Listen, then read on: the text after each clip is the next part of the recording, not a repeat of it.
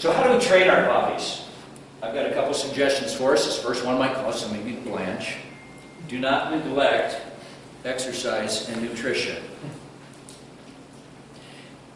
And I talk to people all the time about this sort of thing because I'm really promoting it as well. But it's interesting, right after saying to Timothy, Timothy, train yourself to be godly, you might remember what Paul says next. He says, for physical exercise is of some value, while godliness is of value in every way. And so I've talked to people who basically have adopted Paul's meh and made it their own meh.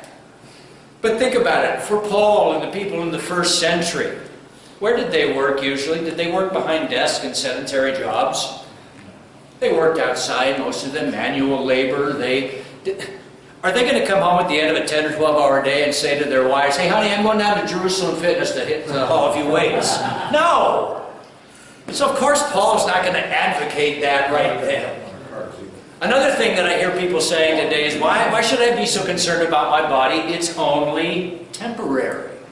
And I've heard that logic advanced. And then it's usually followed with a story of some fitness freak who died of a heart attack at 35. And meanwhile, they know of a bacon-inhaling, chain-smoking sugar-aholic who lived till 90. In other words, life's a crapshoot, so why bother?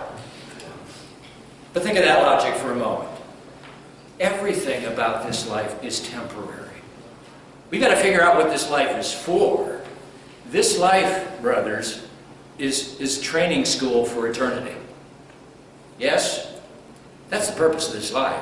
It's getting ready for the next life. This life can be taken away from us at any moment. I said that yesterday. Everything about this life is temporary. Money is temporary. So does that mean we shouldn't learn how to work hard and save and be generous? Relationships are temporary. Does that mean I shouldn't learn how to sacrifice and love and forgive? Community is temporary. Why bother working for justice and fighting for decency then? The reason we do that, the reason we exercise our bodies and care for this temporary shell is because in the hundreds of daily interactions that I make with the world in this body, I am forging character, Christ-like character that will last for eternity. And so it should matter to us that we care for matter, beginning with our bodies.